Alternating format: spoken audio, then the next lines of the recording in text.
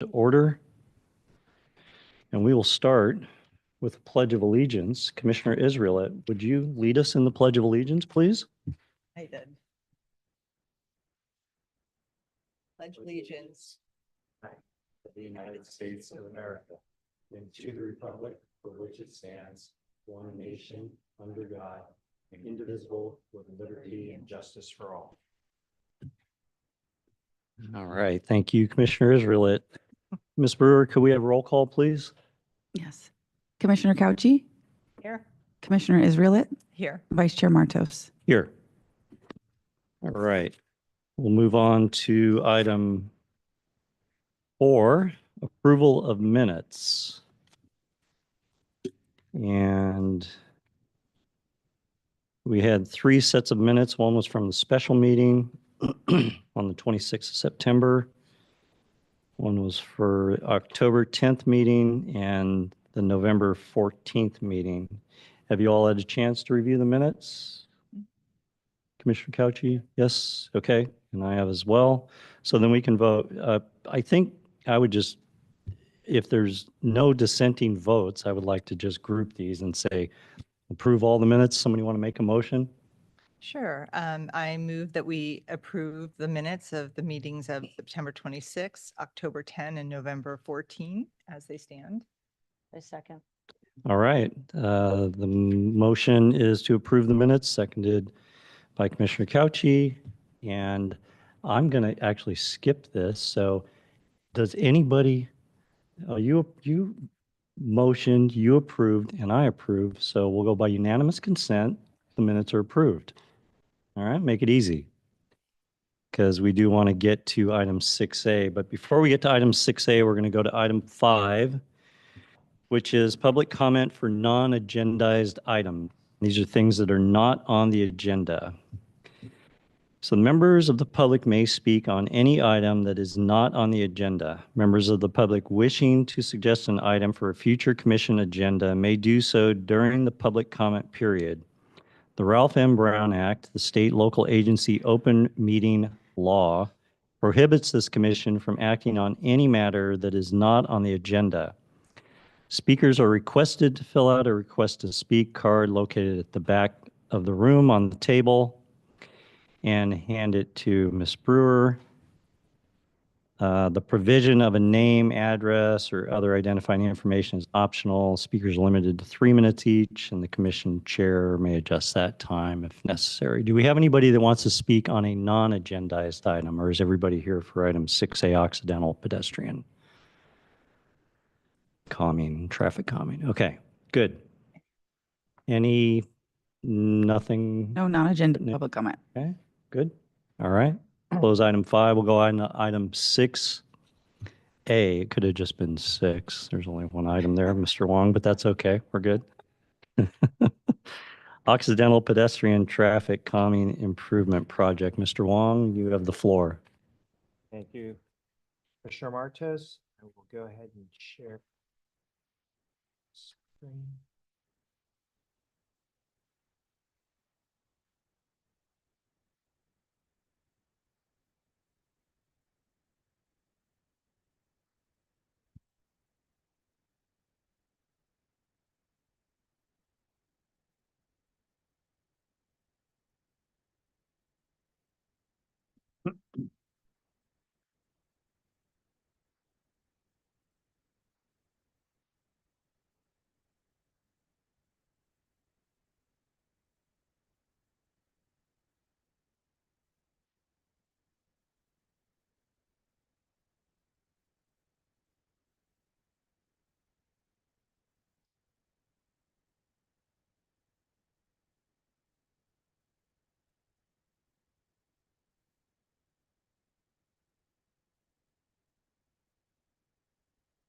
Somehow.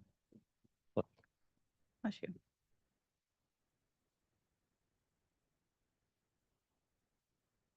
All right.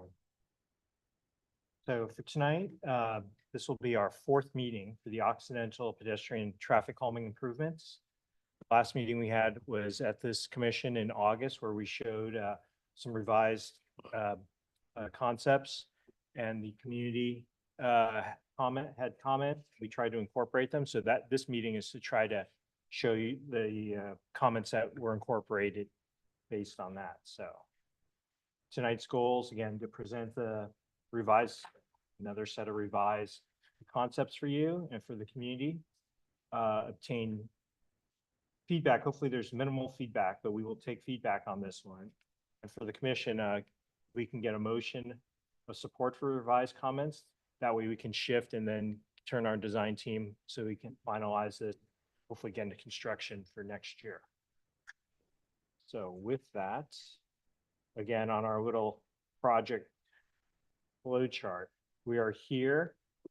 And this area we may or may not take this from the council, but we're in that phase where it'll be out of your hands, council's hands, and then obviously back into our hands for construction. So the three intersections that we are focused on were Chapin Occidental, Ralston Occidental, and through some public comment, we also added just some minor improvements at Burlingame and Occidental. So with that, here is the first one where we look at Chapin and Occidental. Let me go back. As you can see it, we tightened up the intersection with additional crosswalks. A big addition was this pork chop island and always stops here. The crosswalks, as we've indicated previously, shorten the crossing distances. So we have this island acts as a refuge for folks. And we also incorporate some red curbing. Some of it's necessary, which I'll go into, and then some of it's just to make sure we can get flow through there. Otherwise, if it's too narrow, we're not gonna get vehicles through. So here's what we have, same picture, just with some details for us, but the big important parts, one of the questions that, a couple things that the community at last requested was to try to minimize the amount of red curbing to try to preserve some of the on-street parking spaces, which we looked at, as well as some greening of some of those islands, which we'll get to. And here, for this one at Chapin, we managed to preserve or add back in 3 on-street parking spaces. You can see that's where they, up in the corner here. However, a lot of this red curbing, and we'll get into this, this will be an engineer's update, but we'll continually talk about the States Assembly Bill 413, where it talks about removal of parking spaces or red curbing up to 20 feet prior to the approach side of an intersection. And so we have 4 approaches still intersection. So there are 4 potential spaces that were there before that are now gone. The next intersection is the intersection of Occidental and Ralston. Here's what we had shown earlier. Again, this is a because it's a bigger intersection, we had a much larger traffic island here. Again, to shorten the crossing distances here, refuge, so folks are only crossing at the most 12 feet here, probably 24 feet at the most, and here, same thing, about 24 feet. So with the changes, again, we can only preserve 1 space here. However, again, some of those approach sides, again, AB 413, but I'd like to note that this island being larger than the other one, we're able to landscape, and this is where we're gonna put the efforts into this one. This area is all landscaping, and this is just the pathway with some pavers here just to keep visibility. So the last one is Occidental Burlingame Avenue. And I'd like to correct something in the August meeting because I had presented, we were talking about crosswalk across Occidental. That wasn't the case when my colleagues reviewed the notes. We're talking about just a crosswalk parallel to Occidental across Burlingame Avenue. And even this has some difficulties because we've got trees, the spot that we should be putting the crosswalk, there are trees and driveways. But again, here, there'll be some red curbing added. Again, the approach sides here.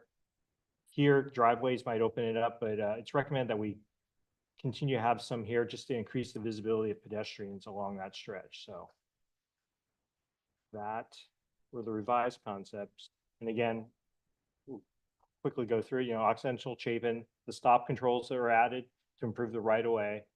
You saw the curb extensions once again at those to help tighten up those and tighten up the approaches and reduce the crossing distances for pedestrians.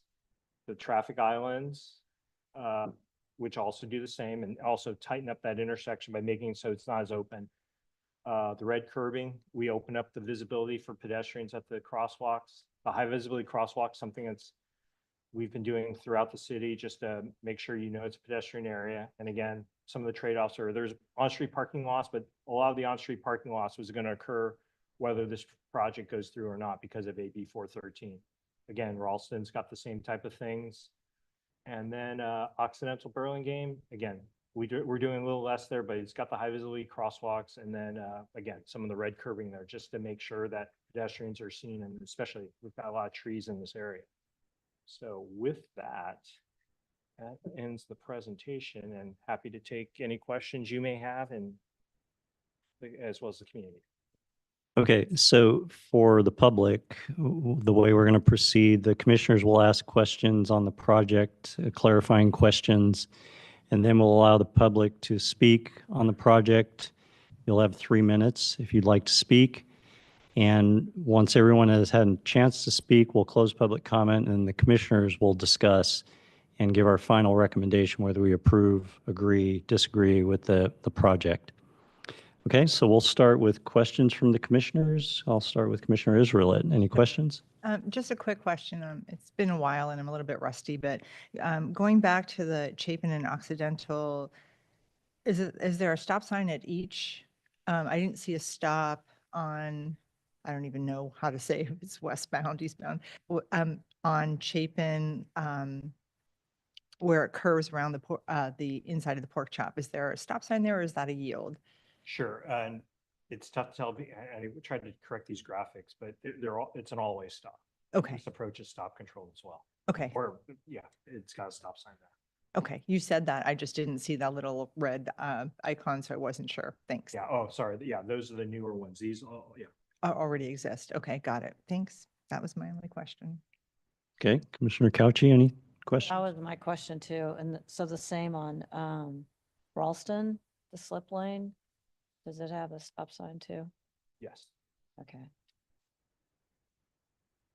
And I wasn't at the previous meetings where this was discussed. Just curious why on both of these, there's a decision to do the slip lane. What's Sure. the logic? The logic behind that was to. Bring your microphone a little closer Oh, to you. sorry. My question was just trying to understand the logic behind putting the slip lane in both Chapin and Ralston. Slip Sure. lane. I'll go. Can go through that, Commissioner Couchy. If you're looking on the screen here, folks, so right now, without this island, this is one large approach. The slip lane is this right turn only lane that's being put in with the addition of this traffic island. The traffic island takes up the space, and because it's a skewed and offset intersection, normally if you think about most of a common intersection, it's perpendicular and it's a line. This one's not a line. So what this does is if we were to have some sort of island or push this out, it makes this right turn more difficult. And so this allows you to be able to make the turn, but still keep the intersection tight. So that's the inclusion of it. It's just trying to take up some of that open space that's created by the offset and the skews on these intersections. And that was true for both of them? Correct. I think they Okay. Okay. Good. Any other questions? No? Okay, Mr. Wong, just a couple questions. So AB 413 tells us where we have to red curb. With the addition of any further red curbing, how much additional parking is going to be lost? We can't do anything about AB 413. That's going to cause parking to be lost. But in addition to that, how many overall do you estimate we're going to lose? How much parking? Let's see. And this is just looking at the quick drawings. maybe 3 at that intersection. And this one, again, we're not parking in this return, so this one's pretty minimal. It's probably just this one space over here because again, and these are to keep it open because if we have a vehicle here, it's going to tighten the entrance into the, or the approach. So the receiving end at the intersection. So that's why those are there. So I would say 5, 5, somewhere around that I neighborhood. think 3 at Ralston and Occidental and A couple. couple at Yeah. Ralston, Occidental Chapin, roughly. Okay. Okay. All right. That's all the questions I had. And this does not include any upgrades to lighting or anything at any of these intersections, right? Correct. This, That could be a future that project. could be a future. Okay. This was a traffic calming grant Yep. that we received. Okay. So. Okay, good, good. All right. No further questions? If not, I'll open it up to public comment. Ms. Brewer, before we do that, and Mr. Wong, what do I do about emails? Do we do that now or after public comment? I know we're not going to read them any longer, correct? Correct. Just the number of emails and the people that responded. Sure. We could provide that information to you now or after. Okay, and one other thing I spoke with Ms. Brewer about is that we got this packet of emails when we walked in the door, so we really haven't had a chance to review them. I mean, fortunately, it's a small packet, and the emails are short. So when do you want us to do the quick review, before or after public comment? If Up you can go, it's up to you. This is the new policy that this is the first meeting we're implementing it. So Right. Okay, and so hopefully in the future, we can get these at least a couple hours before before the meeting. I know the cutoff is 4 PM, the day of the meeting, so that'll, if Ms. Brewer can scramble, we can get a couple hours to look through the emails before we show up at 7 PM. Okay, so commissioners, you want to hear public comment first, or you want to read your emails and then we'll go to public comment? Do you care? Decision of the chair. Okay, let's read the emails, then we'll go to public comment. All right, give us a few minutes.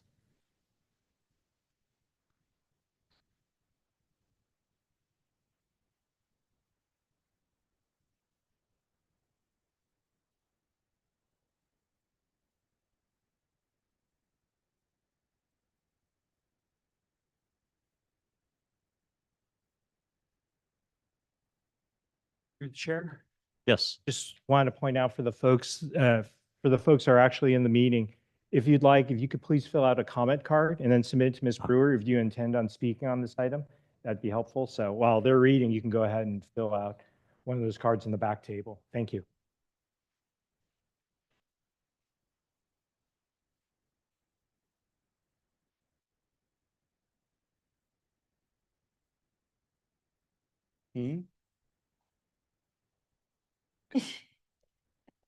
One of them's not even respected 6A.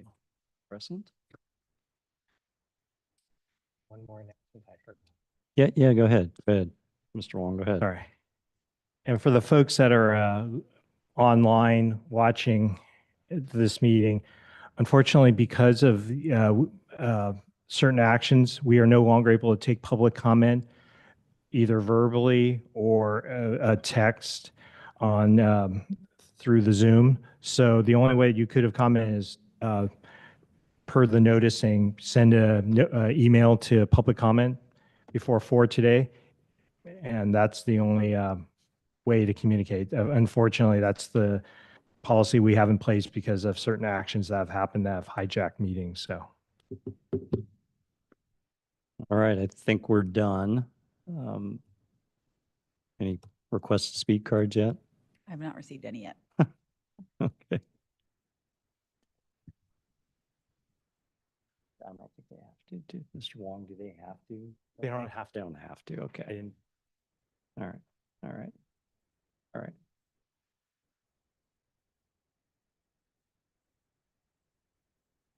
Okay. So Christine, if you want to step up to the podium, please, and speak to the microphone, and we'd love to hear what you have to say. Just have two questions. One is, from the last meeting that we had, it was over at the Recreation Department. From what I recall, the island on Ralston and Occidental on the intersection there was to be decreased substantially. And it looks like no changes were made. On Chapin, the changes were made, but not here on Occidental. And I mean, my concern is just going to bottleneck a lot at that intersection. If you go there at any time of day, that is a huge intersection for a lot of construction workers, people going to taking their kids to school, going to work. And I think, number one, the stop signs are so far now back because of all the crosswalks. People are going to be very confused of where to go. And this big island definitely puts a damper on things.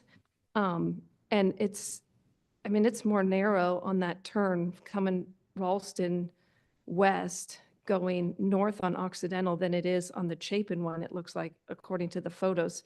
But I don't know. I don't see like there was a change. Could you comment on that, if there was a change to that island? Do you have any other? How long do you want? Or, Oh, sorry. yeah, the other Go ahead. question is those, when you come up to the intersections, and I don't know what they call it, but it's those lines that go around the curve. Are those just lines on the ground, or are they going to be elevated like what they've done on Chapin and Primrose? All right. No, Okay. are those to the two questions, Chap? Yes. Okay, Yeah, our traffic engineer can respond. sure. Go ahead. Thank you for the comments. So when you look at this, this island is larger than the one at Chapin because it is a larger offset, bigger intersection. And actually, by trying to do some of this, putting in a larger island, it's taking up some of that space, but we're also being able to break out some of the, like you can see here, you're breaking out the right turns and the through movement. So they're not all going to be queued up, as well as the concern that you had about right now, these intersections, and you go out there, it's far apart, right? You can't see, it's tough for people to see if someone's trying to go into the intersection from the other part. So by putting this island, we're actually making this the intersection. It's a little tighter, so there's better visibility. So, but you need the island of that size to do that, because if it's smaller, you shade it over here, and then you start reducing the amount here. And again, if we would go to this one, we'd have to cut back on some of the landscaping and things like that. But that was the reason we needed to have it larger to take up the space, and then make this essentially the intersection, and this kind of a, we'll call it this, but a bypass. So it doesn't have to enter, this intersection. So the efficiency might actually get a little better because you're pulling some of those vehicles out of this queue. Wasn't a queue before. I'm just concerned. I think there's going to be a. Okay. And I think So, the question. So your time is up, but did you want to answer her second question Sure. about the raised divider? And so you're talking about, I'm sorry, if you look at the screen here, you're talking about these, where this hatch striping is, you're talking about this area, right? Is it going to be just striping, or is there going to be some? Sure. So what we will have, and trying to think, there will be a rubberized curb that's going to be, it's going to be about 6 inches high and then filled with the striping in there that you see, the cross hatching, just so it gives an element so folks aren't going to run over that. Because right now, if it's just striping, you'll see people utilize that. So with that, because when we worked with the community earlier, we had what we call quick build elements, and you've seen them in Lion Hope where they're the delineators. The community came out strong against not doing that here. So as trying to get something in there that's got some verticality to it, so people don't go it, this was the option. And again, if we put them in and then it's something doesn't work out, these are removable. It's not like we're putting in the asphalt and then you have to live with it.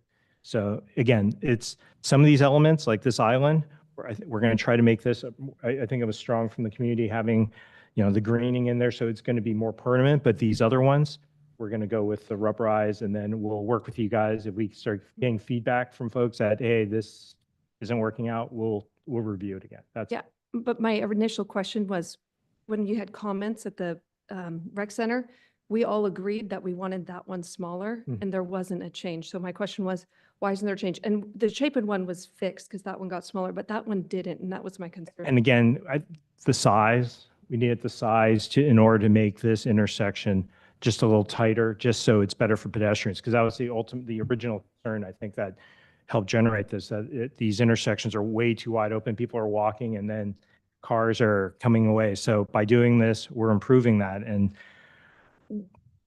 again, this is the concept. I'll talk to our designers and see if we can shave a little bit more off, but that was the push, trying to keep this a tighter intersection. But we'll note that again. We did take a look. Thank you, Ms. Endicott. Okay, Ms. Sola? Mr. Sola, excuse me. Tracy Sola? No?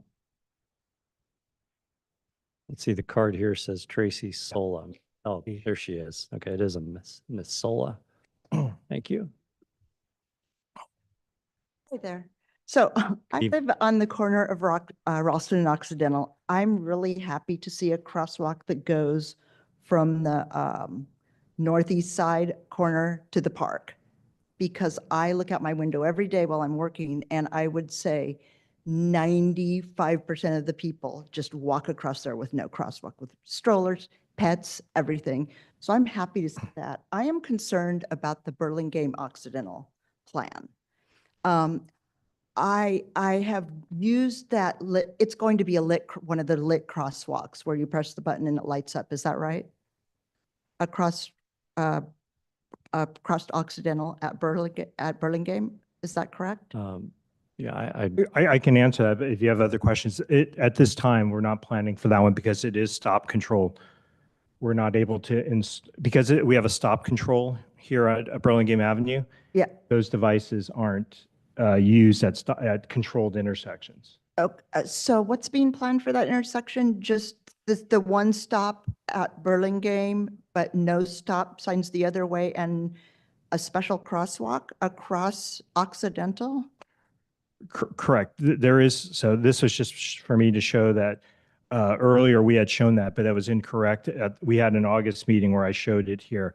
So what's happening is we're getting a high visibility crosswalk across Burlingame Avenue, and then we're improving the visibility for folks in there with this red curbing to open up the sight lines for drivers. Okay, so my concern is this, because I walk by there all the time.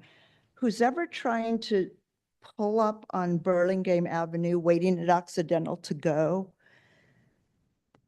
traffic keeps coming. They can't go. They inch out further and further, like you're almost trying not to hit people that are inching out further and further, and then they take a crazy chance to go. And that always feels dangerous to me. I would love to see that as a three-way stop. That's because it feels very dangerous every time I see it. And so that is my biggest concern with all of this. And I'll just leave it right there. all right, thank you very much. Appreciate the feedback. Mr. Paul?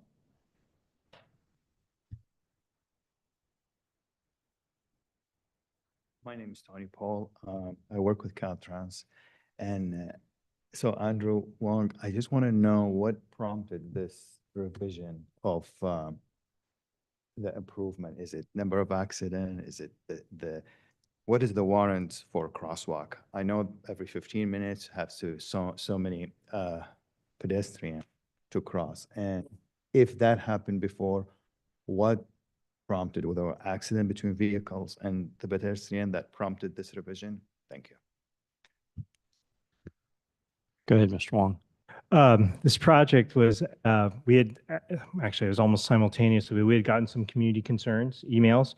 However, this section here is also part of the city's bicycle and pedestrian master plan that called for some improvements. So with those two things and working with the community, we were able to piece together and get a grant for that. And because it was in our bicycle and pedestrian master plan. So it just kind of accelerated one of those. It was, I'd have to go back and look, but it may not have been one of the higher ones, but it just happened to fit and it fit the need of the grant. So we applied and we got it. So we are continuing on. Excellent, excellent. And then the traffic calming, what I know is actually when El Camino is going to come and prove the Sure. rubberized asphalt is another device of calming the traffic because rubber is an isolator. So if we're talking, traffic calming, that's another aspect of it, just to throw it out. Thank you. Thanks. All right, thank you, Mr. Paul. Mr. Gilligan?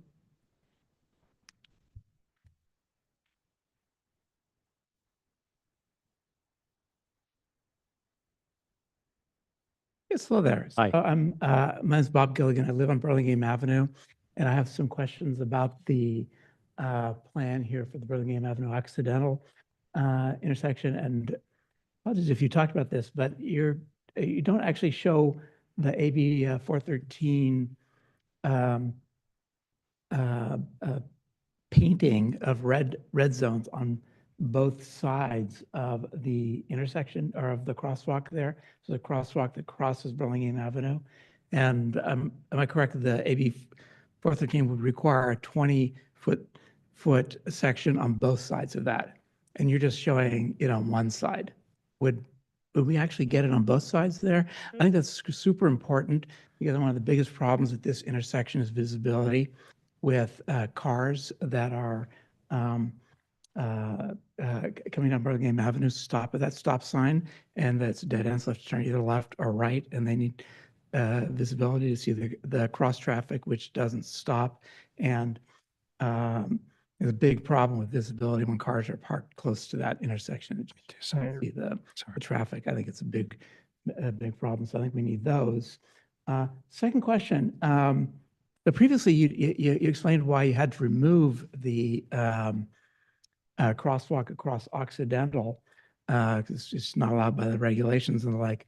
But why don't we have marked? Why don't we put marked crosswalks there on the two sides there where pedestrians want to cross Burlingame Avenue to get to the west side of Occidental? It seems like an obvious thing. You'd have two crosswalks, one on each side. Because there's no stopping. Traffic is just going there, and you're basically pedestrians are in competition with the traffic, and there's not even a crosswalk for them to walk in. So it seems like that's a big problem too. Sure. All right. Your first question, just a clarification. When you're talking about a vehicle here Yeah. and trying to turn onto here and having why this doesn't have red curb here? Yeah, so okay. that needs to be red curb for a car that's turning left. So a car there Okay. turning left needs to look right to see the cross traffic. And I've often seen cars, in particular if they're vans or trucks, any tall vehicle, can't see the cross traffic coming right at you, and you pull out halfway, and oops, there's a car coming, and that's a problem. And it seems to me that by this new law, AB 413, would require us to paint that red for 20 feet from that intersection. Is that correct? I will. Can I jump ahead since we've got an audience here? Yeah. Let me answer Sure. your one question, your second question first, and I'll go back to your first question. Yes. The reason we don't have crosswalks here, if you look on the street view, it's going into driveways and into trees. And so knowing the volume here isn't as high, I think we found folks were comfortable, but also the improvements we're doing at both ends with the all-way, it's going to create gaps for people to be able to cross. So even though it's not a marked crosswalk, it is a crossing, so they're able to cross. So that's the reason that this one doesn't have it, and there's some impacts to this side, and in the future, maybe it goes, but at this time, we're trying to minimize the impacts to the neighborhood because that's what we had heard during many discussions. Okay. So that's question 2. But, well, I'm sorry. can I give you a rebuttal? But Previously, you already you had designed in a crosswalk with, and I was trying to point out that But- I'd shown that in error at the previous one, but we didn't have that. We didn't have that shown. This was what was discussed at that third meeting. So, if I And then the red Jump. curbing. to the first part of your question.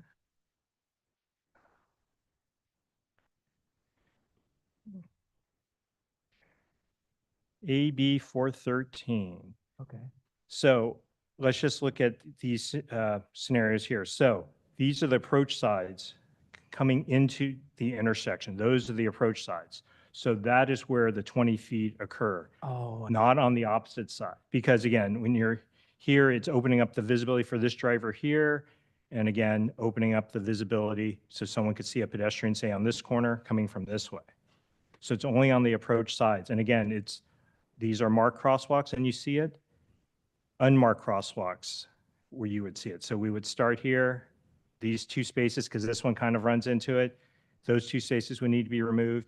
And here however parking was laid out, it's 20 feet there. And this is for locations without. So you've seen some of the improvements we're showing here tonight, those what we call bulb outs, Yes. the curb extensions. At those, they've allowed us to reduce this distance from 20 feet to 15 feet. So we're able to preserve some and maybe save a parking spot. But so yeah, folks are confused that it's everywhere. No, it's only the approach side of every intersection. I get it. Yeah. So maybe it's only approach side. So there's no requirement on No. on that side. We can look at that, but the idea is, when you're inching out. Yeah. The first car that, as everywhere, especially if there's a stop sign, the goal is you stop at the stop behind stop bar and then you start creeping up this car coming this way, which we're removing we're giving you some additional visibility. You'll see that car first. And if you're clear there, you'll be able to proceed in the intersection a little more and then look the other direction. Look for that cross traffic. Yeah. Okay. Well, anyway, I do think that's an issue you might want to look at is just the visibility. So there's also an equipment pedestal that's coincidentally right in our That's field of view. a whole nother, Yeah. but yeah. I figure you can't do anything about that. Thank you, Mr. Gillian. Very much. Appreciate it. Any other comments? Sure, come on up.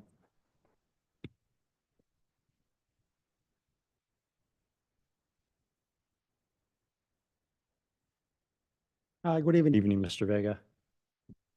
On the Chapin Avenue and Occidental intersection, Sure.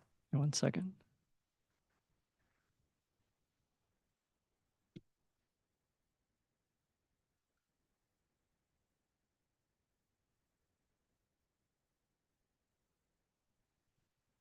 Okay.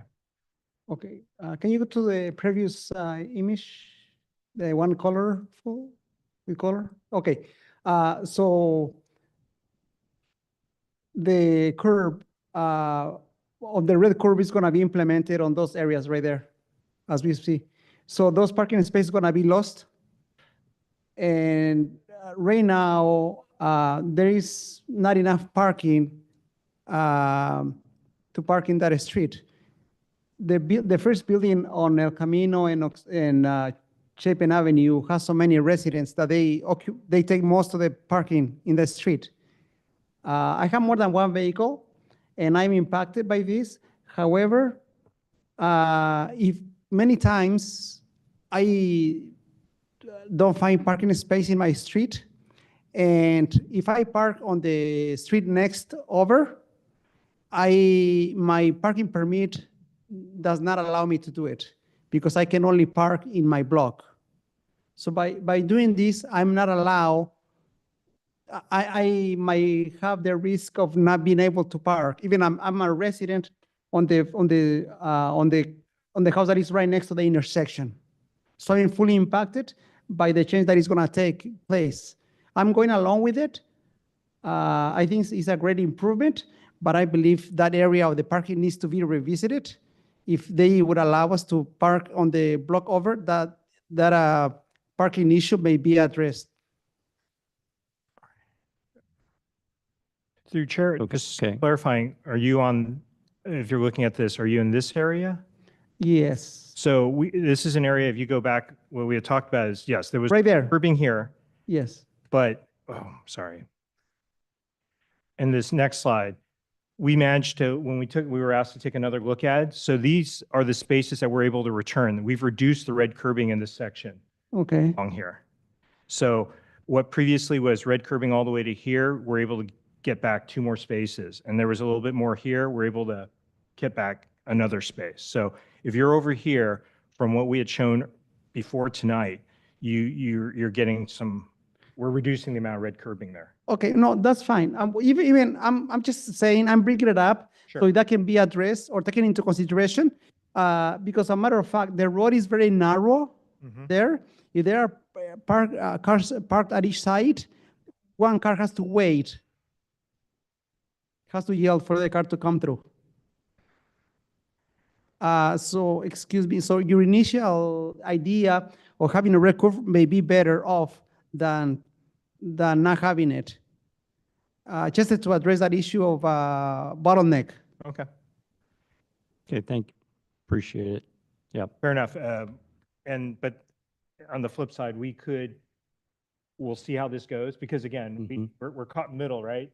The community members want us to try to maintain some on-street parking. But if it does become an issue, it's easier for us to go back out there and red curb that. And we'll return to the commission and let them know we're removing a couple parking spaces, or at least we notice it if we're going to do that. And so if you're the property owner there, you could either, again, attend a meeting saying, hey, I support the red curbing, which would be very different from what we've experienced. Yeah. But it would be fine, and the commission will weigh on it if that's the case, and we'd go out there and paint it. So Okay. there's another option for that. Well, thank you. Okay, thank you, Mr. Vega. When we get back to it, to us. Okay, is there any other public comment?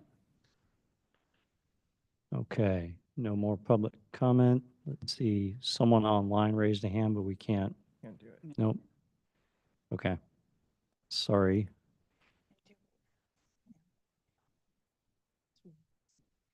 So, yeah.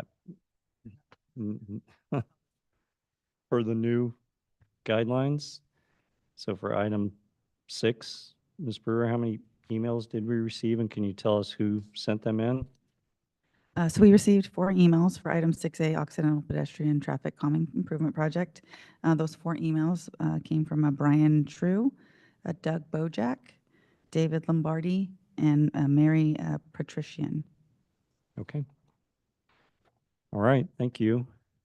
Then if there's no other public comment, I'm going to close public comment, and we'll go to the commissioners for discussion. Commissioner Couchy, do you want to start? Sure. Okay. So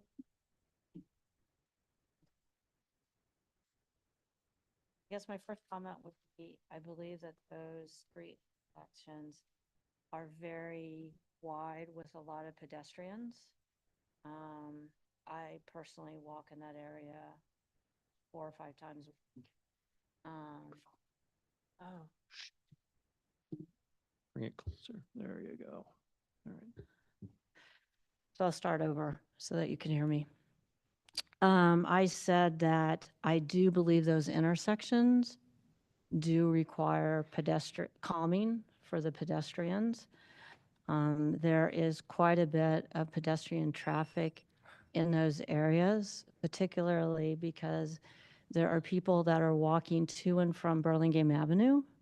There are people walking to and from the park that are on that area. I myself walk in that area 4 or 5 times a week at all different times of day. So I'm pretty familiar with the pedestrian experience. So I do believe the calming is needed. I like the fact that we're not really taking any lanes away, so I really don't think there'll be any impact on traffic as far as slowing traffic down. I do think it's important that there's a stop sign in those slip lanes because slip lanes encourage cars to drive without making a stop.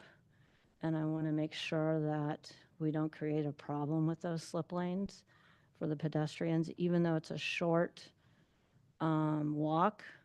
I think that we need to be very careful with the slip lane there. The other thing, so I would say that I support these improvements. The one thing that I think was being asked, and I'm not sure, but it sounded to me that one of the concerns was not on the red curbing, but that there was the permit extended the locations which somebody could park. so that you could park outside your area. I know nothing about how that goes about, but to me, that should be something that we could look into. Okay. All right. Anything else? Commissioner Israelit? I think that these revised plans are, sort of addressed some of the initial concerns really nicely. I think that we will slow traffic down and make it much safer for pedestrians without really affecting traffic flow. I mean, may slow it down to what it's supposed to be in a safe speed without, I don't really see any bottlenecks, as you said. You know, having the right turn lane or the slip lanes allows traffic to continue to flow. I hear concerns about red curbing and loss of some parking spots, but some of that is based on a state law over which we have no control. And also, I mean, the point is to make this a safer intersection. So if we do lose a couple of spots, that might be a price that we should be willing to pay. But we can always readdress whether more red curbing would be needed after we test drive this for a while. I mean, it's not carved in stone, and so adjustments can be made once we see how this is working. So I approve of the design of all three. I think that it's really nicely done, and it's going to be a great improvement. Okay, thank you, Commissioner Israelit. Mr. Wong, I did have, if you can go back to, you have a full view of Occidental? And maybe the first slide that shows the whole map. That's a pretty long stretch of road. If you even go further, I think you have one that shows all three It shows the locations. Yeah, there we go. Okay. So that's a long stretch of road that has very few stop signs right now. And I've parked out there and watched cars race down that street. And so with these new improvements, can you tell me specifically where, and it's probably in the packet, where we're adding stop signs? Ralston, Chapin? Ralston Chapin, which is here, and Ralston, I'm sorry, Ralston Occidental Okay. and Chapin Occidental. Okay, so those are new, right?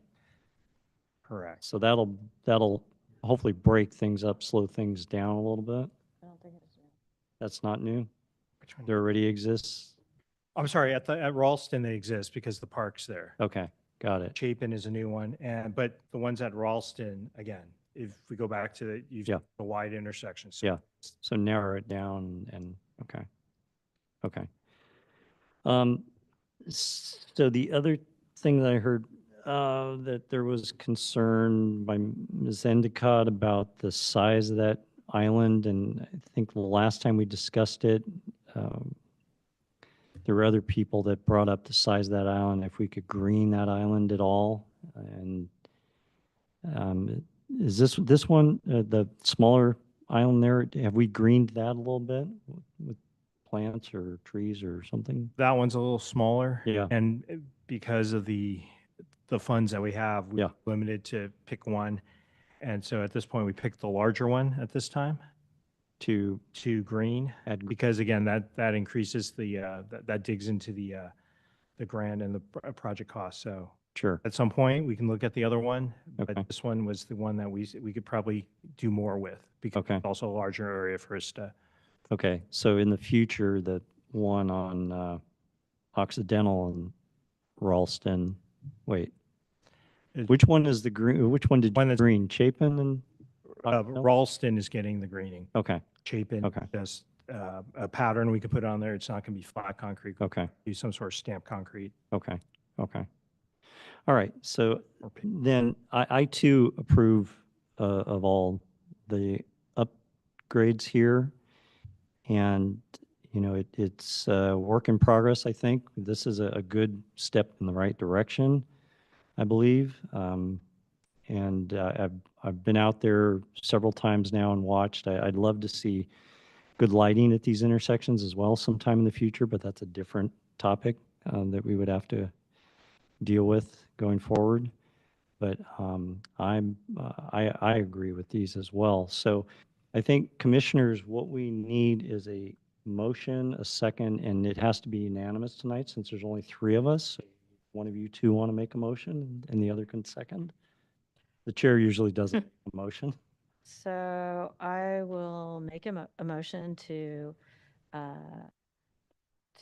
pass, right? We're making That's fine. pass, To approve. Mhm. to approve the accidental pedestrian and traffic calming improvement projects that were shown today for Ralston, Burlingame Avenue, and Chapin. Okay, is there a second? I would like to second that. Okay, all right, then Ms. Brewer, could we have a roll call, please? Commissioner Gauchi, Approve. Commissioner Israelit, Approve. and Vice Chair Martos. Aye. So the motion carries 3-0. Mr. Wong, you can take that to council and let them know that the commission has approved your plans. Thank you very much. Appreciate your feedback. All right, we will move on to item 7. Informational items.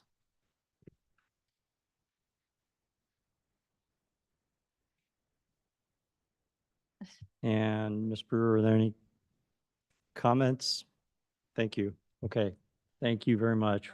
Thanks, folks, for showing up. No public comment. No public comments. Okay, so Mr. Wong, let's see. And no community group update, correct? No. None. Okay. So then we'll go on to the engineering division reports. Mr. Wong? Thank you, Commissioner Martos. So just got a couple things. We were going to have the San Mateo County Transportation Authority come and do a presentation, but we weren't sure of the turnout. So, plus we didn't have all 5 commissioners. So what they wanted, and unfortunately, the information is due at the end of the year. They wanted us to review a survey. Let me, another share screen.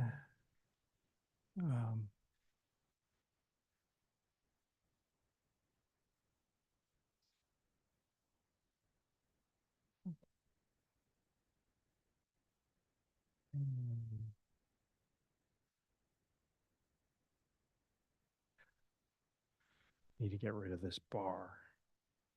Sorry. Do something first.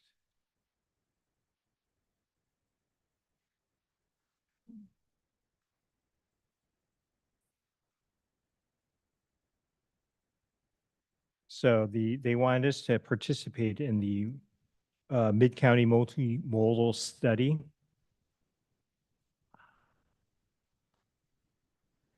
Wrong share, sorry.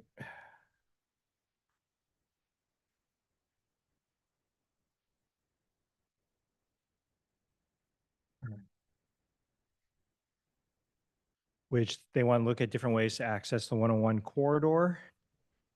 And they're working on getting feedback from the community. So in order to do, help them make their, develop their strategies. So with that, I will, on the page is the link, on the staff report you have is the link to this page. I won't get into it. But more importantly, if you can, once you take a look through it, it's this online survey towards the bottom of the page that they want you to be able to partake in. And it'll ask, questions. First one, and we won't, it'll give you a little walkthrough of it, and then obviously have you ask some questions or ask you some questions, and they're seeking some feedback for. So that's on the staff report. Again, if you can help participate, that would be great. And they will probably be returning to us in February on another topic regarding the 101 corridor. So they're trying to push a lot of this information out to us, and they're coming out to meet with commissions and so. Can I ask a question? Yeah. But go ahead. So is this not for the general public. This is a survey for commissioners. It's for the general public as well, but they wanted to present at the commission tonight to potentially get word out. So I'm hoping folks are watching, but they definitely want the commission's input because you guys are involved with transportation issues. So That was your question? Okay, good. Great minds think alike. Yeah. Okay. all right. And if I'll continue. I stole my own thunder on the previous one. The next update was going to be AB 413. Commissioner Israel just wanted me to go over it because actually, as of now, it is not legal to park in those spaces, but no one's allowed to issue citations. Starting January 1, potentially you can get a citation. I don't think that's the route we're taking initially. We're not trying to write tickets. Traffic sergeant will concur, but we're just trying to inform folks. So the process that we have right now, if you've been downtown, a number of the spaces have been removed. We're going through the downtowns first because we're the highest pedestrians we have, schools, and then the parks. In the neighborhoods, some have already been marked because of obviously a project like this where there's where we have some, but we're not marking every intersection. We've looked at it and it is not cost prohibitive. I mean, it's huge amount and our staff is limited. That's all they would be doing is refreshing red curbing for decades if this goes on. So that's the approach, is to hit the high pedestrian areas first and make sure those are, and definitely remove parking spaces that we have marked. So we're moving on that. The next area I believe we're moving to is Broadway, Mr. Sy is looking at, and then we'll wrap up a lot of the schools. We already have some of the quick build bulb outs and they have a lot of the corners are opened up. So we've touched on that. We may not have to do as much work, but a lot of the schools have been looked at trying to open that up. So that's one. Mr. Ron, question. Yes. Is that posted on the Burlingame e-news? It went out in the Posting it? It went out in the e-news. I'm not sure if we'll try to get the figure in there, but That's a great figure, yeah. sure, we'll get that in. I reached out to Mr. Wong, asking if they could put a schematic up because I think there are some people that, Yeah, well, you saw tonight. Right. I thought the schematic you put up tonight was really quite good. We won't Yeah. take credit for it. It came from another agency, but we will use it. Okay. All right. And the last item is the City Threads update. So we were successful in obtaining the grant for the Accelerated Mobility Playbook, thanks to Commissioner Couchy. So the process now is we are going to be setting up meetings and then trying to identify stakeholders, and then moving forward and getting interviews, providing information to City Threads so they can start their work. You can add anything else to that, Commissioner Couchy, but I think you nailed it. Can you, when do we apply for the City Threads? Like, I missed this clearly. That in So September? we applied, I cannot remember exactly the date, but November was the deadline. So we Oh. applied. and we heard December 7th. So it was a fairly quick turnaround. Yeah, well, So. I wondered where I was. So it How was, did I miss this? so the funding was approved by city council at the November, the first meeting in November. And then the grant application was written and submitted a couple of weeks after that, sorry. And then we found out that we won the first week in December. Thank you. Okay. Any other And questions? that's it for tonight. All right. Can I ask, Mr. Yeah, absolutely. Yeah. Mr. Wong, can you please remind me, again, I was been out of the loop for a little, missed the special meeting and the last meeting. What is the current status of Hillside Drive comment? I can't remember. We on something and then we're looking into it. I forget. No, I think we need to, well, we'll have to reform that subcommittee because we're missing one. I believe Commissioner Ng was on it. I think at the last meeting, but one of the subsequent meetings, it was kind of it was all over. You know, folks wanted improvements, some didn't, and certain ones. So I think we need to get together and then review that and then try to come up with something either, I think, phased coming in and show the community, but support was all over the place. You know, some people want speed cushions everywhere. Some people want always stops. Some people want nothing to change. And so it was all over the place. So I think we were going to reconvene was Oh, okay. the action. Sorry. I did watch the video, but I didn't know how it concluded with our plan.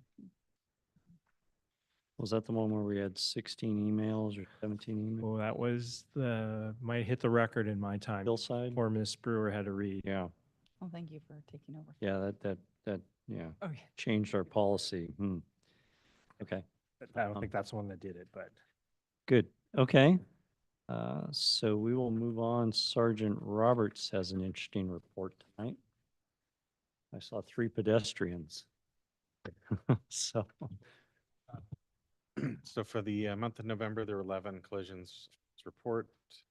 Collisions that occurred on private property or hit and run with no cause determined, or collisions that are criminal in nature, such as DUI, were filtered out. In this month, we had 3 collisions involving another motor vehicle, 1 with a parked motor vehicle, 4 were with fixed or other objects, and 3 involved pedestrian. Most common collision factors were unsafe turning movements, right-of-way violations, or red light violations. Touch upon several of the collisions. Start with case number ending in 2963. That's the second one down on the spreadsheet. This is at El Camino Real in Bellevue. Again, we have a vehicle traveling westbound at Bellevue, stopped for the stop sign at El Camino, to cross El Camino to continue westbound on Bellevue. However, collided with a vehicle that was traveling northbound on El Camino. So it's a Bellevue El Camino collision. Then the pedestrian collision ending in 2966. This was a vehicle that was traveling westbound on Peninsula Avenue west of California Drive. A pedestrian happened to be crossing from north to south, not within a crosswalk. Pedestrian reached the south side and then suddenly turned back. And in the statement from the pedestrian, they'd forgotten something and suddenly changed direction to return into the path of a vehicle that was driving by. So at this particular pedestrian collision, the pedestrian was found at fault for leaving the safety of the south side and returning. And this was resulted in a laceration injury. The pedestrian incident ending in 3094 at Airport and Bayshore area. This was a pedestrian that was crossing, they're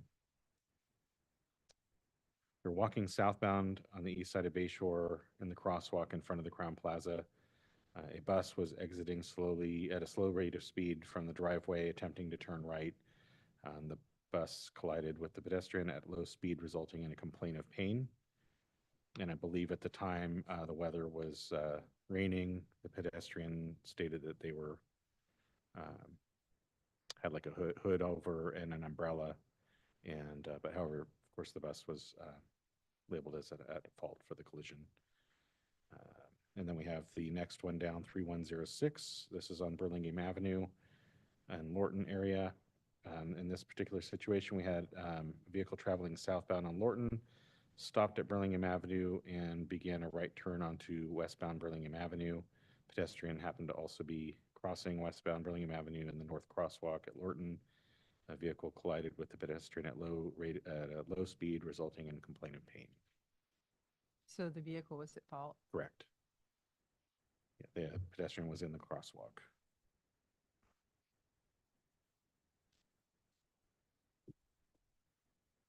And those are the 4 that I selected to present. If there's any others you have questions about or you want clarification on those, I'd be happy to answer any questions you have. questions? What's an other object like 313? Like hitting a curb or hitting a Curb, or anything else. light pole or something? Fence. Okay. Yeah, I think we had 2 fence-related Okay. collisions this month, which seems like everything kind of comes in groups. Okay. Unusual. Thank you.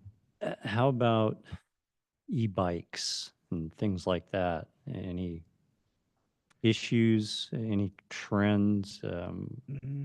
Not particularly. I know nothing shows up here, but There was in one. general. So unfortunately, the way that these filter out, there's a California Drive collision, the one ending in 2980. It's about almost halfway down California in the area of Mejia. We had that involved an e-scooter that unknown reason the operator lost control of their scooter and fell off, and that was and then caused abrasions. So we're really not sure exactly what caused that, other than some sort of unsafe movement of the handlebars potentially. So, but that, It involved the scooter rider with the pavement, so that would be Okay. the object. not hit by a vehicle, Not, yeah, it did not involve a motor vehicle. Okay. Okay. Would it be something that we'd be interested in as a commission to get like the number of citations for e-bikes? Just like the number every month? Or is it so rare that, So the e-bikes, I believe officers are out now. We've been trying to enforce more heavily the e-bike either on downtown or bicycles in general, but also e-bikes on the sidewalks and downtown area. So I know that officers are making traffic stops and issuing citations or warnings, or contacting parents in the case of juveniles, et cetera. 'cause- And then there's the new city ordinance that just went in recently for the e-bikes in Washington Park and parks in general, but primarily I think the catalyst was issues that continued in Washington Park with juveniles riding e-bikes through the park and causing near collisions and problems. So officers are patrolling Washington Park periodically to help crack down on those activities as well. I Okay. think that might be helpful information unless you guys, disagree, since that's something that we've been sort of focused on, city council's been talking Right. about, just So get a most of those tickets would be citations or warnings would be issued in like the private property of it's a public park, but it wouldn't be on the roadway. Mhm. So I don't think that would be helpful to, like, there's no traffic calming measures or anything, I think, that would be useful. And then on the sidewalks of the downtown, that's been a long-standing municipal code that bicycles are not allowed on the sidewalks anyway. So because of the speed with which e-bikes can achieve, we've really been trying to clamp down on that because it raises the stakes on the sidewalks. Yeah, I hear your interest in like metrics, right? But then I hear Sergeant Roberts, what can we do about it? So if, As a commission, we I think to clarify, can't put up so stop signs that'll slow them down or the citations are being things like issued that. for violations that are where the e-bikes are not supposed to be, which is on the sidewalks or in the parks. Whereas if an e-bike is on the roadway and we're not generally going to issue a citation because other than getting involved in a collision, they're not violating any vehicle codes or Yeah. laws. Helmet. So it's, Okay, so in yeah. other words, we would be aware of the issue, but it's not like we can enforce, they're already not allowed to drive on the sidewalk. Yeah. They're already not supposed to go through the park, so it's not really teaspoons per. Yeah. Yeah. Citations we primarily related to violations that aren't really part of the roadway. Okay, thank you. Yeah. Commissioner Couchy, do you have something? I just have a couple of questions on Yeah, this. absolutely. So the two pedestrians collisions that took place, one was Airport Boulevard and the other one was Lorton. Mhm. It sounded like on both of those, pedestrian was at the crosswalk at the stop sign. Do we know if those cars stopped or if they just, like, one was a bus? Do we know, did they ran the stop sign or did they stop? They stopped. In both situations, I believe, was determined that the driver stopped it. And in the case of the Lorton, it would be a stop sign. And then in the case of the one on Airport Bayshore, that is a traffic signal controlled intersection. Mhm. And it was determined that the driver of the bus stopped. So they And- both, so both the pedestrians were in the crosswalk. The driver of the vehicle stopped, but still the vehicle didn't see the pedestrian. So I'm wondering, I'm trying to figure out why the pedestrian didn't see the pedestrian and if there's anything that we could do, Right. especially the one on Airport Boulevard, because that's leads into that pedestrian walkway that crosses over. And is that well lit? Does anyone know? I walk that during the day, but I do not walk it at night. That one occurred at 6:37 in the morning, and it was a rainy day, overcast and rainy, according to the police report. And that pedestrian, I believe, was in the easternmost crosswalk, so from the closer to the bay shoreline, crossing from the Crown Plaza side over to the opposite corner, but on the eastbound side of everything. Okay. Do we know if it's lit? Through the chair. It is lit, but I know those lighting standards are different because those are all older buildings for the most part along Old Bay Shore. So that's why we did the feasibility study. So as those properties are being redeveloped, the sidewalk along it will also be upgraded with the street lighting. Is the older street lighting not as bright as the newer street lighting? I think it's just the spacing because those street lights, I think all of our lights are now with the new LEDs. And it's just a matter of, before the spacing of them is closer. But we can check on that. If there's anything else we can do to make it brighter, if we can increase the output from it. But again, it'll be limited. It's not gonna look like the interchange, the Broadway overcrossing where that's designed newer to the newer standards, a lot of pedestrian scale lighting, and it's pretty bright. We won't be able to achieve that without new installations, but. And according to the police report, that the conditions at the time for that collision in particular, it was cloudy, raining, roadway was wet, and it was dawn. So the sun was coming up. So it's like partial daylight, but not full. What time was Lorton? Lorton? That was at 11:15 a.m. So right middle of the day. Any idea why the driver didn't see the pedestrian on Lorton? No, No. we'll never know.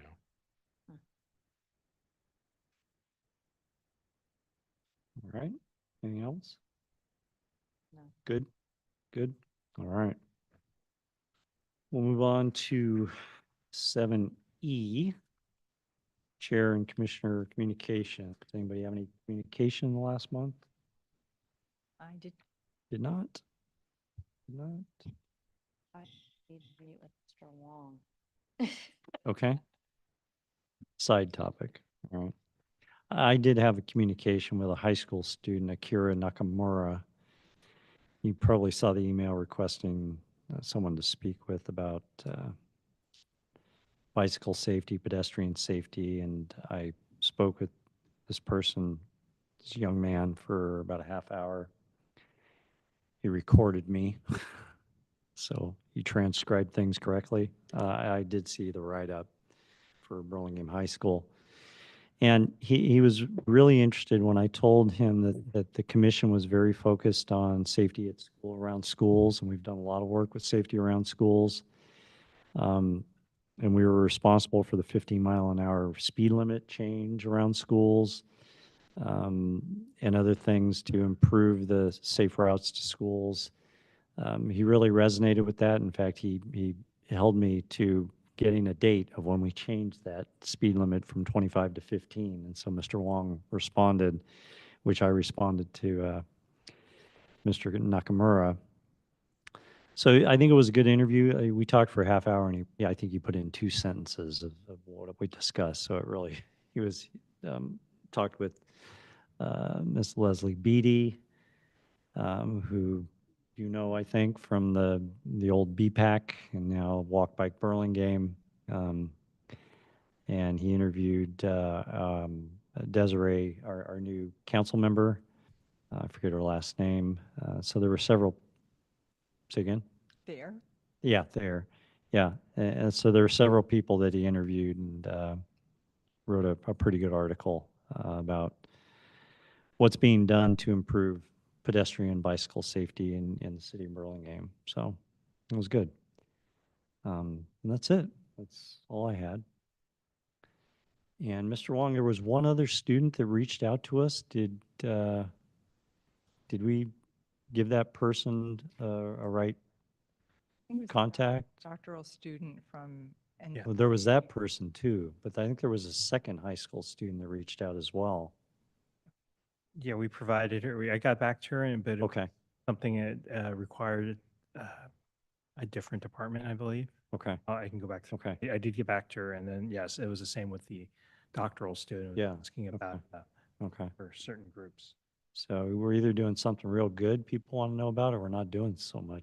People want to But there's definitely. dig into us. Yeah. schools, Yeah. Pedestrian safety, which is Yeah. good to see. Yeah, you know, that's one of the most important things we do because of the volume of students and I don't want to say the maturity level, but you know, they're not as careful because they're young. vulnerable. And They're vulnerable, that's a good way to put it, you know, and we really, this commission, I've 11 years have spent more time talking about school safety and trying to improve that than probably anything else that we've done. I think it's really, really important. So anyway, so it was good. All right. So we'll move on to our committee reports. Any public comment or anything, Ms. Brewer? Committee report? No comment. No. Okay. BIS? Um, Um, oh, public comment on, You can't, if it's on the committee reports, yeah, you're welcome to step up. Oh, I've already closed that. Maybe you can talk with them after, after the meeting. Sorry. So let's see, BIS school safety study? yes, we wanted to sunset this subcommittee because it's accomplished its goals. You know, in the future, if there's another issue, we can revisit it. But I think that it can be safely disbanded at this point. Okay, all right. That'll be a It's the chair's decision. topic in January. Actually, I believe the chair. I'm not officially the chair. I'm the surrogate chair right now. Tell you what. That's right. Yeah, but he let me know how it worked because it was different. Okay, You don't have to vote. the chair can just, the chair can just disband or sunset the commission, the Yeah, I think- committee, right? but anyway, there's nothing to report because our project is finished. You did your work. You did a great job. That was really good. Okay, Hillside, another Commissioner Israelit. Yeah, man, we all are on subcommittees with one member. Well, the Hillside Drive, unfortunately, I was unable to attend the special meeting where that was presented after we had brought it to the city. I don't know what to say, except that, you know, clearly some people wanted a flashing pedestrian activated sign for another additional crosswalk since there was nothing between Alvarado and Vancouver. So was there any objection to having my understanding from reading the notes and watching the video was there was no objection to that. So I wonder if we could, at least move forward on that. And even some of that, you know, there were folks that said they had wanted no improvements. They wanted to leave it as is. So that's where, I mean, some folks thought, you know, whatever, they had no concerns. And maybe they, you know, again, our notification is all the folks along Hillside, and then we go 500 feet from the intersections. And so, you know, I didn't, you know, ask, I mean, we could look at the notes and find out where that person came from, where they're making the comment, but you know, it could be folks just 500 feet off it that it's not as much of a concern and maybe they don't use it, but we did get some of that too. So we can talk. I have a idea of, I'm not saying we throw out everything or that's not the case, but maybe we approach it in a different way of how we bring it up, right? Rather than everything together, much like Occidental, speed cushions were and not a discussion item, speed cushions were part of it, but we pulled that out and it's still there, but it's not what we're initially putting in. We'll put these in and then see if it hits the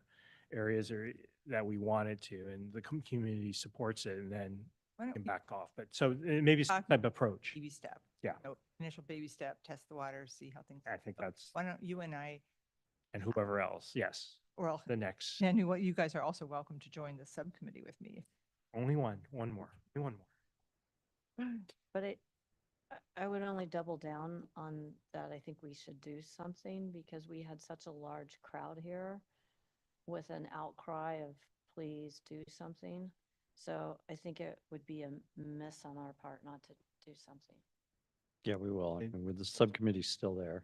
And It'll does, be act- Commissioner Fauci sounded like she was kind of volunteering. It does kind of It sound that way, Like, doesn't it? but I am on the metrics, and I was gonna bring up that we need to do a city thread subcommittee. Okay. So let's not get ahead of ourselves. I'm just, teasing. That's our January meeting. But Otherwise, I'm right there. with yeah, yeah. I appreciate your support, though. I do. And in January, we'll have 2 new commissioners, so we can discuss all that then. But let's talk about the next one, key performance indicators, Commissioner Couchy. So the next step, as I was saying with my nudge to Mr. Wong, is I need to meet with him. That's our, I'm sorry, the next step is what? to meet with Mr. Wong. Okay. I'm trying to get on I wanna his busy see- schedule. I want to meet with Mr. Wang too. Okay, great. So you're not quite ready for like a present point, is that correct? Correct. All right, and then the last one is Vision Zero. Selected the consultant that's going to work with us. Correct. I think we're going to start in March, February. I've not heard from Mr. Sy. Okay, I will have him get back to you. Okay. I know, yes, that's the next step. I don't recall that it was stated exactly when, but yes, Director Martuza definitely wants to get this going. Okay. So, Okay. And good choice on the consultant. That would have been my choice as well. I heard both sets of interviews. The ones you chose were really good. Looking forward to working with them. Chair Martos? Yes? The last thing I had heard is like the last meeting that you had heard nothing, no one had. Yes. So are we moving forward with city council, or is this a teaspoon only? So it was Vice Mayor Stevenson and Councilmember Beach that were going to be on this committee or represent council on this study. Obviously, we know Councilmember Beach is no longer on council, but Vice Mayor is now going to be Mayor Stevenson. So I'm assuming that we'll have 2 council members on this, study group yes. as well. So it's a joint effort. Mm-hmm. Teaspoon, city council And staff. Oh, and a consultant. Yep. it was hired. Yep. So the Yep. ball's rolling. Yep. It is. It is. And I think Desiree Thayer, I think it's. pronounce it Thayer? I don't know. I think she's a bike advocate. Yes. I think so. Maybe she'd be a good candidate to be on this study as well, this Vision Zero. Well, I thought but Vision Zero was leave that up to equally them. pedestrian, like almost very heavily pedestrian from Yeah. the initial. It's both. meeting. Yeah. Both. Yeah. And vehicle. Mhm. Yeah. So, all righty. Yes. We'll move on. Future agenda items. So we are actually behind our I don't want to say typical, but our regular nomination and selection of the next officers, the chair and the vice chair. That was supposed to be this month, but since we're kind of short on commissioners, we're going to do it next month. And The new commissioners will be selected on Monday night. Oh, okay. So we'll know. Both of them? Both of them. Yep. So we'll know Monday night who they are. There were enough candidates, and I believe they've interviewed. They've interviewed, I attended on Monday. Okay. Okay. Way better than this lot, so I'm, No, they're That's- very good. They're very good. I'll take that one. No, they're very good candidates. They're How from, many candidates interviewed? there were just the two that interviewed. There were just two that. There were just the two, and they were both longtime residents. I think the one that's most recent is probably a 17-year resident, the other one being a 28-year resident. One's on another one back in the Lion Hogue. The other one, I'll have to look. Yeah, I think it's off of Hillside, so Hmm. hopefully not too close to Hillside. Otherwise, we have to take a step back. But yeah, no, they were strong. They were good. So they're not that we haven't had good candidates, but no, they are. It's great. They have a high You're backstuffing now? they have a high mark to meet with you guys. Yeah. Oh, good. So what is it, February that we usually do our priority list? It's usually January. I feel Yeah. like, I feel like the priority list might need to be delayed this year because we've Delayed. like maybe do it later. Yeah. Yeah. Well, we'll all, whoever the next chair is can discuss that with Mr. Wong. Oh, I think, okay. We haven't nominated anyone yet for chair and vice chair. Well, and not that I'm part of this, but I might concur because, we've, so some of the upcoming things Yes. would be obviously True Sale Murchison Davis, which is Yes. still big. Yes. That one's going to have huge outreach. I mean, I think we heard when we did the California Drive, not that our outreach isn't good enough, but somehow we have to find a way to get more to make the decisions more clear for folks, Mhm. right? Not that we'll ever get consensus. So there's that. We've got Caltrans coming in for El Camino Real update. They're, We'll have them come in. It's kind of the same one they did to council, but they wanted to go in front of you folks, so we'll get that, and so that'll be a turnout. And then obviously at some point we'll return with Hillside. And there's another one I'll talk to whoever the next chair is if we want to pursue, just based on that. So yeah, we've got a lot of stuff that's left over from the previous, but they're big things, right? So to create a whole bunch of new stuff, we'll see. And we still have to deal with the subcommittee work, right? Hillside, the KPIs, and yeah, well, we removed one BIS, but there's always some sort of school safety impact there. So it'll be I think January will be a pretty busy agenda. Yeah. Yeah. Yeah. All right. So I think we covered item 9, future agenda items. And if there's nothing else, item 10. we'll adjourn the meeting. Anybody want to make a motion? I move that this meeting be adjourned. Second. All right, meeting adjourned. Thank you.